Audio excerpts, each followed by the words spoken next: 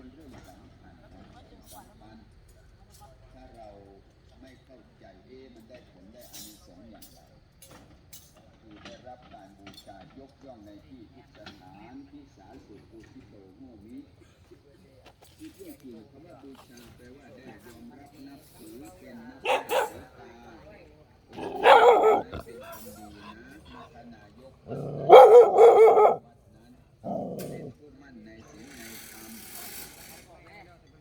ได้รับการยกย่องเพราะอะไรเพราะอานิสงส์ของการสวดมนต์ไม่ใช่ว่าจะมนุษย์แม้เทวดาก็สรรเสริญมนุษย์ก็อนุโมทนาเทวดาก็ยกย่องอานิสงส์ของการสวดมนต์เพราะฉะนั้นอยาก